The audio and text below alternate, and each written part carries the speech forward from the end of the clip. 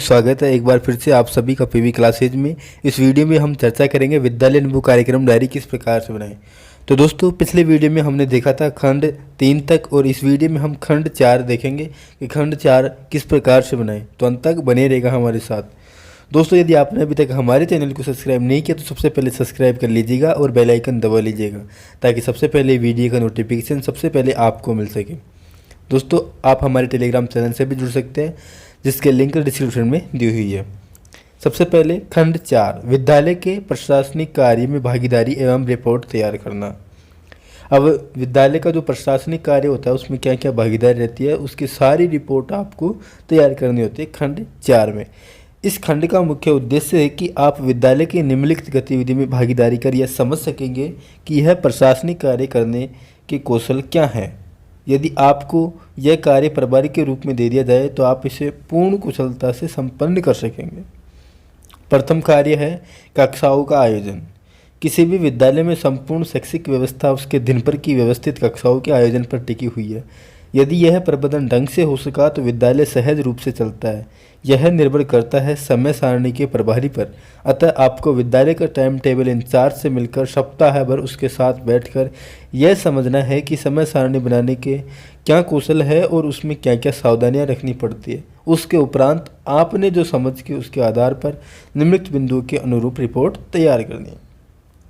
सबसे पहले तो आपको जो टाइम मैनेजमेंट का जो भी प्रभारी है उनके साथ बैठना है और फिर उसके अनुभव के आधार पर आपको इन बिंदुओं पर रिपोर्ट तैयार करनी है। समय सारणी का क्या अर्थ है फिर आपको बताना है।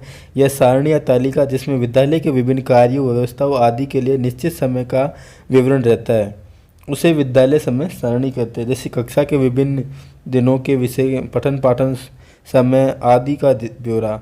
समय सारणी शिक्षण अधिगम प्रक्रिया को सुचारू रूप से चलाने में सहायक होती है। इसमें समय को प्रत्येक कार्य में विभाजित किया जाता है अर्थात प्रत्येक कार्य का एक निर्धारित समय होता है। समय सारणी का महत्व एवं उद्देश्य। इसमें विद्यालय के विभिन्न क्रियाकलापों के लिए समय निश्चित हो जाता है जैसे खेल शिक्षण परीक्षा प्रतियोगिताएं छुट्टियां आदि।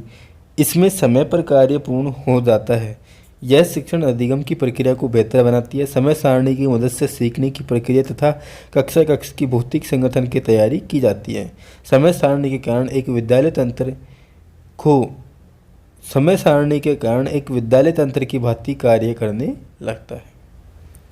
इसके बाद समय सारणी निर्माण के प्रमुख कौशल। समय सारणी प्रत्येक विद्यालय में उनके स्तरानुकूल होती है। समय की उपलब्धता विभिन्नता के सिद्धांत पर आधारित रिक्त कालांश व अध्यापकों की सहजता प्रबल समन्वय प्रयास के सिद्धांत पर आधारित रचनात्मकता के सिद्धांत पर आधारित भौतिक संगठन के संचालन के सिद्धांत पर बल प्रत्येक विषय का आपस में सह संबंध तथा कठिनाई स्तर की समझ। समय सारणी निर्माण की प्रमुख सावधानी। समय सारणी को वैज्ञानिक दृष्टिकोण से निर्मित किया जाना चाहिए। इसमें प्राथमिकता स्तर उच्च प्राथमिकता स्तर एवं माध्यमिक स्तर पर समायोजन होना चाहिए ताकि प्रत्येक छात्र अध्यापक विषय के संचालन को सामंजस्य स्थापित हो सके। इस समय तालिका में बहुत अधिक लंबी नहीं होनी चाहिए। इसमें बच्चों के मनोवैज्ञानिक पक्ष पर भी ध्यान देना चाहिए। समय सारणी बनाते समय विद्यालय को सभी शैक्षिक एवं सह शैक्षिक गतिविधि का निर्माण किया जाना चाहिए। आपके द्वारा सीखे गए समय सारणी का प्रारूप हमारे द्वारा सीखे गए समय सारणी के आधार पर तत्वों की सुविधा का ध्यान रखा गया है। इसमें कक्षा विवरण कालांश विवरण समय विवरण। इसके बाद जो भी सारांश है आपने जो भी अनुभव प्राप्त किया उसका सारे का सारांश यहाँ पे लिखना है। यहाँ पे आप वीडियो को रोक कर देख सकते हो क्या सारांश लिखना है अगर आपको समझ में नहीं आता है। इसके बाद द्वितीय रिकॉर्ड होता है। रिकॉर्ड और फाइलों का संधारण। रिकॉर्ड का नाम जो भी रिकॉर्ड आप बनाते हो वो किस प्रकार से बनाते हो वो सारी चीज़ें यहाँ पे लिखनी है। रिकॉर्ड की विद्यालय में क्या महत्ता है। रिकॉर्ड संचरण की क्या प्रक्रिया है। दोस्तों, अगर वीडियो स्पीड से होता है तो आपको ये वीडियो को रोककर आपको आराम से बना लेना है। कुछ भी समझ में नहीं आता है तो आप हमें कमेंट कर सकते हैं। विद्यालय के कुछ रिकॉर्ड निम्नलिखित हो सकते हैं जैसे टीसी छात्र प्रवेश पंजिका छात्र उपस्थिति पंजिका अध्यापक उपस्थिति पंजिका पत्र प्राप्ति रजिस्टर पत्र जावक रजिस्टर आकस्मिक अवकाश पंजिका पुस्तक अवदान पंजिका। प्रगति पत्र, परीक्षा परिणाम पत्रक। अब हम बात करते हैं टीसी की। टीसी का जो रिकॉर्ड होता है वो किस प्रकार से बनाना होता है। तो ये टीसी का भी आप अपने जो प्रधानाध्यापक है या फिर जो भी है हेडमास्टर है तो उनसे वो रजिस्टर लेना है, और उसमें से टीसी वाला जो रजिस्टर है उसमें से सेम आपको जो रिकॉर्ड बनाना है, सेम किसी भी एक बच्चे का रिकॉर्ड उठा लेना है। सबसे पहले आपको एसएल नंबर लिखना है, क्रमांक, इसके बाद प्रवेश दिनांक, फिर परित्याग दिनांक, फिर परित्याग का क्या कारण है, इसके बाद छात्र या छात्रा का क्या नाम है, उनकी डेट ऑफ बर्थ कितनी है, कितने वर्ष के हो गए, और उनके माता पिता का नाम और उनका स्थायी पता, पिछले विद्यालय का नाम जहाँ पे छात्र ने अध्ययन किया, अंतिम कक्षा उत्तीर्ण की, कौन सी कक्षा अंतिम उन्होंने उत्तीर्ण की, विवाह की तिथि यदि हुआ हो तो, और डेट ऑफ बर्थ शब्दों में। ये सारी जानकारी आपको यहाँ पे लिखनी है। इसके बाद यहाँ पे सिग्नेचर होते हैं प्रधानाध्यापक के, और आचरण बताता है वो अच्छा या बहुत अच्छा जो भी है, और यहाँ पे जिस जिस कक्षा में वो पढ़ा है वो सारी कक्षा की डिटेल आ जाती है। कक्षा में कुल कितने छात्र हैं, कितने दिन उपस्थित रहा, कितने दिन कार्य दिवस है, ये सारी जानकारी यहाँ पे लिख जाती है। और जो भी प्राप्त करता है टीसी उसके हस्ताक्षर यहाँ पे हो जाते हैं। इसके बाद आगे रजिस्टर है छात्र प्रवेश पंजिका। इसमें जैसे जैसे हम बच्चों का एडमिशन लेते हैं तो वो किस प्रकार से लेते हैं, तो उसका भी रजिस्टर आप या अपनी स्कूल से ले सकते हो। और जिन जिन बच्चों ने एडमिशन लिया है स्कूल में तो उनका नाम लिखकर, जन्म दिनांक, प्रवेश के समय आयु, माता पिता का नाम, व्यवसाय और निवास, राजस्थान में कितने समय से रहता है, और जाति, ये सारी चीज़ें उनकी यहाँ पे लिखनी है।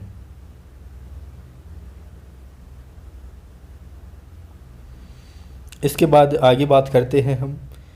आगे भी इसमें सेम चीज़ें हैं। नाम, विद्यालय जिसमें पहले पढ़ा हुआ, पहले कौन से विद्यालय में पढ़ते थे, और दिनांक और प्रमाण पत्र संख्या। इसके बाद कौन सी क्लास में भर्ती होता है, यहाँ पे क्लास दी हुई है, फर्स्ट, सेकंड, थर्ड, 4, 5, 6, 7, ये सारी क्लासें यहाँ पे दी हुई थे। तो जिस क्लास में आपको यहाँ पे क्लास लिख लेनी है, कोई सी भी जो भी आपकी क्लास में एडमिशन हुआ है वो क्लास लिखनी है, और उसी क्लास के नीचे यहाँ पे आपको लिखना है कि कौन सी क्लास में उसका एडमिशन हुआ है। या फिर टीसी में क्या होता है कि किसके कारण उसकी टीसी काटी जा रही है। अब यहाँ पे पाठशाला त्याग का क्या कारण है, उन्होंने उस पाठशाला में त्याग क्यों किया और इसमें क्यों आया अन्यत्र अध्ययन। या फिर अगर आपकी स्कूल से अगर टीसी कटती है तो उसमें आता है अन्यत्र अध्ययन। दोस्तों यहाँ पे ये पाठशाला त्याग का है, यहाँ पे है छात्र प्रवेश पंजिका, टीसी का है यहाँ पे, टीसी से संबंधित। इसके बाद छात्र उपस्थिति पंजिका।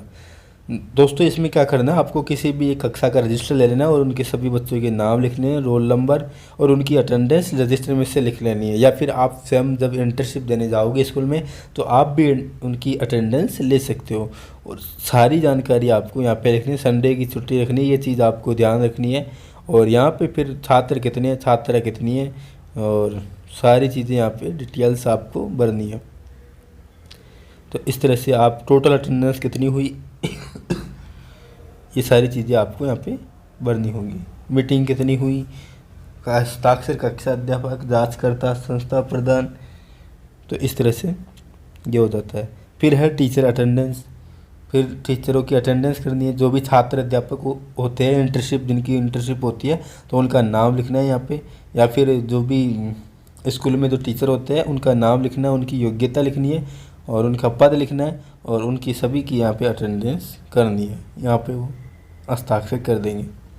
इसके बाद आगे देखते हैं। आगे है पत्र प्राप्ति रजिस्टर।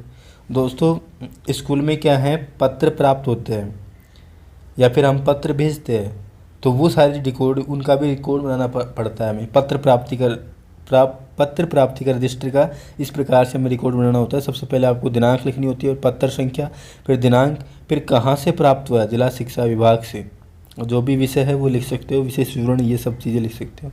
और जहाँ से प्राप्त होता है वो सब चीज़ें यहाँ पे रिकॉर्ड में से देख के आप लिख सकते हो। इसके बाद है जावक रजिस्टर, यानी कि जो पत्र हम भेजते हैं उनका यहाँ पे नाम लिखना है। कब किस दिनांक को भेज रहे हैं और कहाँ पे भेज रहे हैं, जिला शिक्षा अधिकारी को। विषय क्या है, नामांकन की सूची भेज रहे हैं। शीर्षक क्या है, क्रमांक क्या है, टिकट कितने का लग रहा है, ये सारी चीज़ें यहाँ पे लिखनी है आपको। इसके बाद है आकस्मिक अवकाश पंजिका। वर्ग अध्यापिका, प्रार्थी का नाम अनीता, और यहाँ पे मतलब कि प्रार्थना तिथि, कब छुट्टी ले रहे हैं, कितने दिन का अवकाश चाहिए, 1 दिन का, और प्रार्थना का कारण, जरूरी कार्य, निरीक्षक की राय सहमत, आज्ञा उच्च अधिकारी की सहमत, लिए गए अवकाशों का योग 1। ये सारी चीज़ें यहाँ पे लिखनी है अवकाश में कि कितने दिन का अवकाश लिया, कब लिया, क्यों लिया, ये सारी जानकारी। इसके बाद है बुक इश्यू रजिस्टर। पुस्तक अवदान पंजिका। बुक इश्यू रजिस्टर, पुस्तक अवदान पंजिका। तो जैसे मतलब क्या होता है, छोटे बच्चों को बहुत सारी बुक होती है कहानियों की, तो वो बांटनी होती है, उनको पढ़ने के लिए देनी होती है। तो वो सारी चीज़ें भी यहाँ पे लिखनी है, कब दे रहे हैं, किस दिनांक को, और टाइटल क्या है बुक का, और किसको दे रहे हैं, और कौन सी कक्षा में है, और उनके हस्ताक्षर हो जाएंगे यहाँ पे। इस तरह से ये पुस्तक अवदान पंजिका। इसके बाद यहाँ पे आता है परीक्षा संबंधी नियम। प्रगति पत्र किस प्रकार से बनाते हैं, ये सारी परीक्षा संबंधी जो भी जानकारी होती है वो सारी चीज़ें यहाँ पे आपको सीखनी पड़ती है।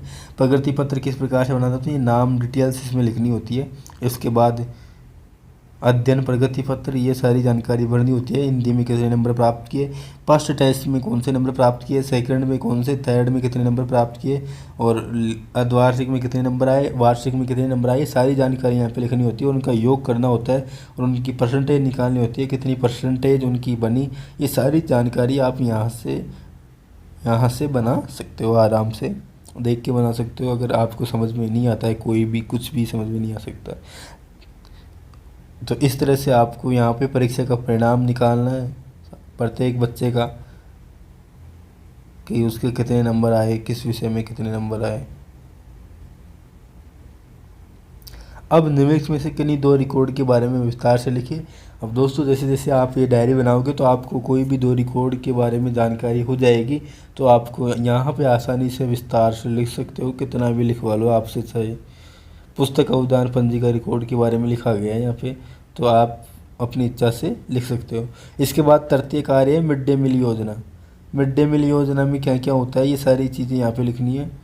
कब इसका आरंभ, वर्ष कब है, विद्यालय में कब आरंभ हुई, योजना का क्या उद्देश्य है, प्रभारी कौन है, ये सारी जानकारी यहाँ पे लिखनी है मिड डे मील के बारे में। फिर है बजट निर्माण। बजट निर्माण के बारे में जानकारी आपको लिखनी है। बजट की आवश्यकता है, महत्व है, बजट निर्माण के उद्देश्य, बजट निर्माण की विद्यालय में अपनाई जाने वाली प्रक्रिया। इसके बाद सारांश लिखना है, जो भी सारांश है। पंचम कार्य विद्यालय प्रबंधन समिति में भागीदारी। विद्यालय प्रबंधन का अर्थ, ये सारी जानकारी यहाँ पे लिखनी है। विद्यालय प्रबंधन के उद्देश्य। इसके बाद अवलोकन किए गए विद्यालय की विद्यालय प्रबंधन समिति का विवरण। विद्यालय प्रबंधन समिति विद्यालय में क्या क्या करती है, बातचीत से जो पता लगा उसका विवरण लिखिए। यदि समिति गठित नहीं हुई तो शाला प्रधान विद्यालय प्रबंधन कैसे करते हैं, उनसे बातचीत का विवरण लिखें। क्या आप जिस विद्यालय में कार्यरत हो उसकी विद्यालय प्रबंधन समिति के सदस्य, यदि हाँ तो आप किस रूप में कार्य कर रहे हैं, विवरण लिखिए। इसके बाद आप जिस विद्यालय में इंटर्नशिप कर रहे हो उस विद्यालय में यदि विद्यालय प्रबंधन समिति कार्यरत नहीं है तो आप उसका गठन करवाकर उसमें सक्रिय सदस्य बनकर अपने इंटर्नशिप के मध्यकाल के दौरान इस समिति ने क्या कार्य किए, वे विवरण लिखिए। और इसके बाद यहाँ पे सारांश लिखना है, सारी का सारांश लिखना है। और इसके बाद आता है खंड 5। खंड 5 हम अगले वीडियो में देखेंगे, तब तक के लिए बने रहेगा हमारे साथ। जय हिंद, जय भारत।